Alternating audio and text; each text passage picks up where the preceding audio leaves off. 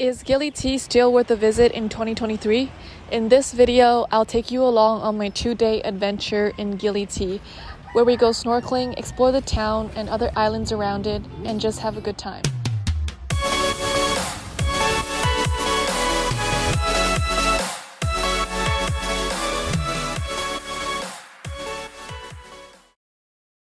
So let's start with Bali. This is where we departed from. Met up with the rest of the group and we got a car together. So this is one of the cars with all the girls, and we rode all the way to the ferry terminal, which takes about an hour, and we just booked a Grab and split the cost together.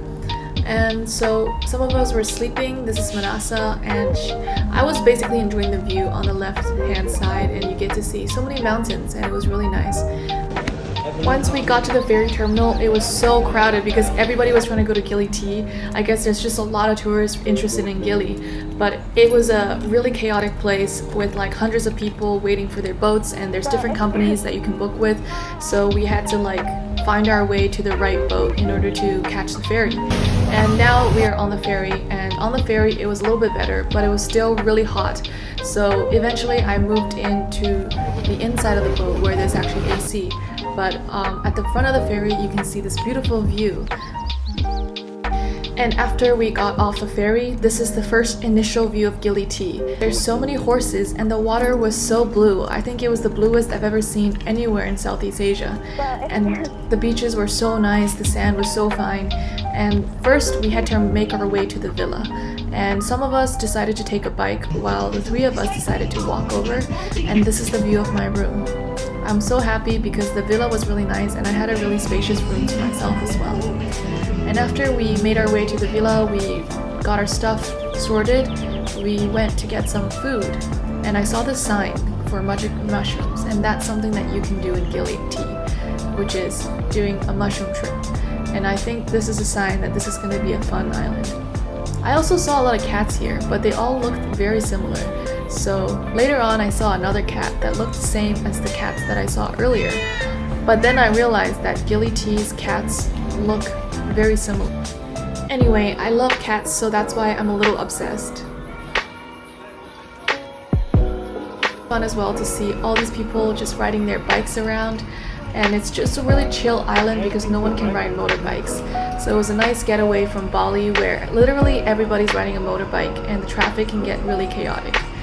But here, what the traffic can get chaotic is with the horse carriages. Because sometimes they'll just be coming down the road and you'll have no expectation that it's behind you, and all of a sudden there's this horse that's about to trample you and you just have to run out of the way.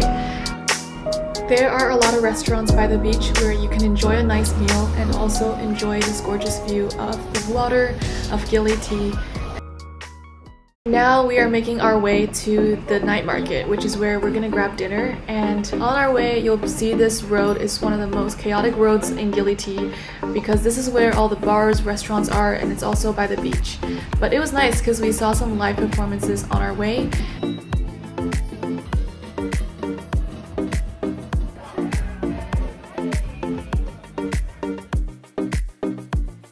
We also saw at the night market so many stalls where you can buy skewers and they barbecue it on the spot for you.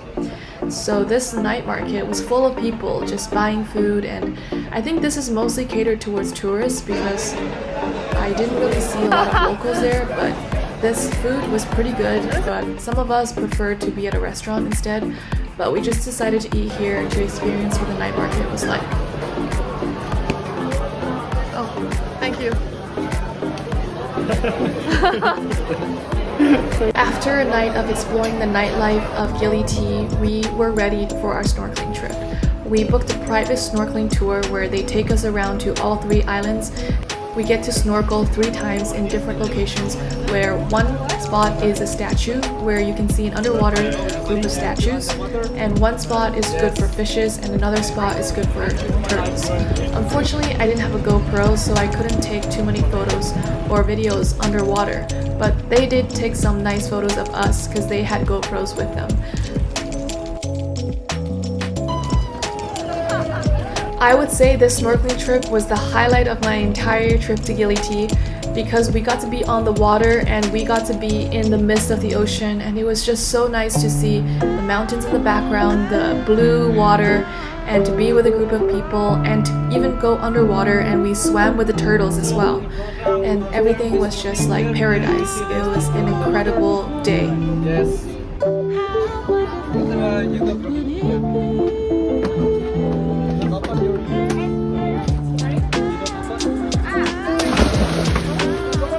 So this is the first spot that we snorkeled, and I realized after the first spot that I didn't really like snorkeling because I'm so used to swimming that whenever I try to be underwater, I always hold my breath. But when you snorkel, you have to breathe through the straw. I couldn't break the habit of not breathing, so I ended up holding my breath even though I had a snorkel. So on my last 2 snorkeling sessions, I just took the snorkel off and I just went swimming basically with the goggles, and I like that a lot better. But look at the view here, isn't it incredible?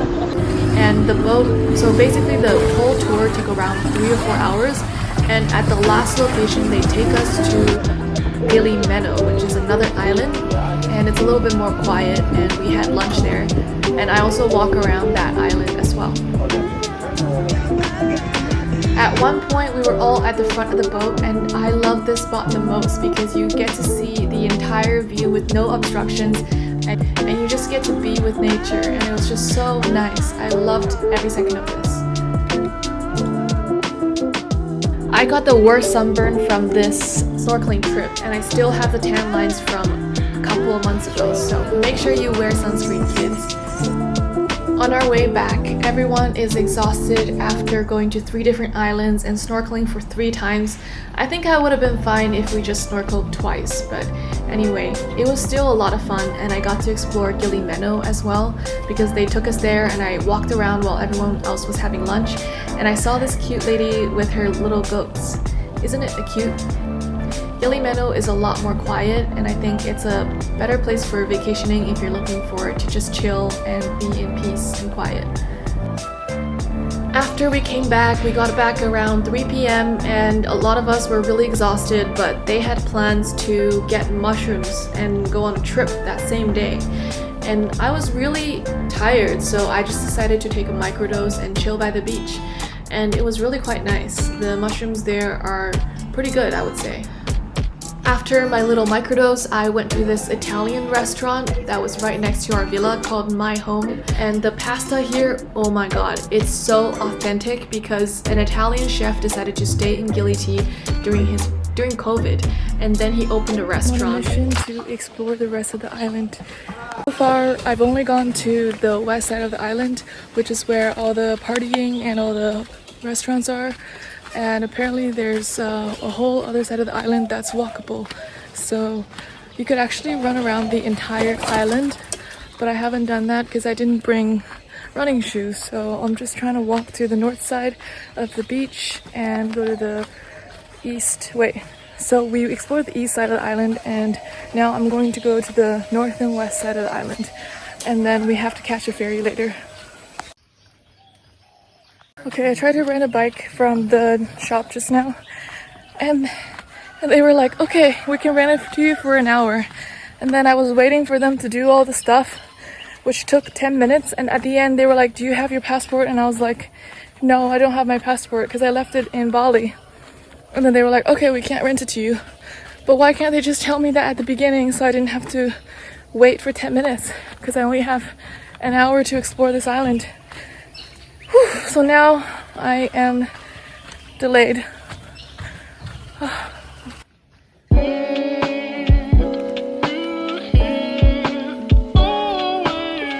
got to the beach and I'm discovering a lot of shops here. The other side of the island was so quiet because I was probably the only person walking around at 7 a.m. in the morning.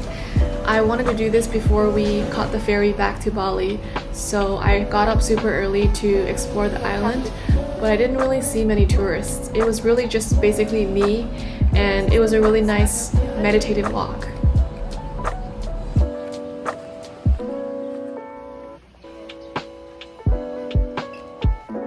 Fantastic.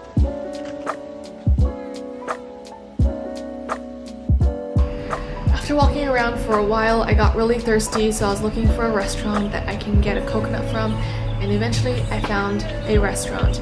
And I got a coconut, got a little bit of rest, and I started heading back to the main side of the island.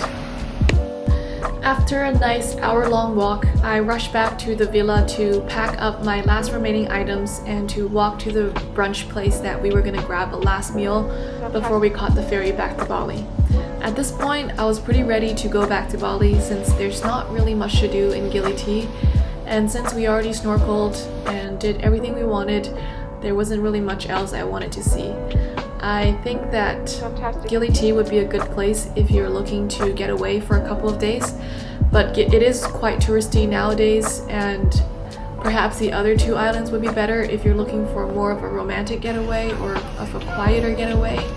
But Gili T is a bit of a party place actually. There's a lot of bars and people drinking at night, but it's still really nice just to see the beaches and to explore with your friends, but it's not as good if you're just going alone. Unless you want to stay at a hostel, perhaps Gili T would be good, but I think that it's more fun when you go to Gili T with friends. And with that said, thanks for watching this video. I'm going to be posting more about my adventures in Southeast Asia and around the world. So subscribe if you like this video, and I'll be posting more videos on a weekly basis. So I'll see you guys in the next video.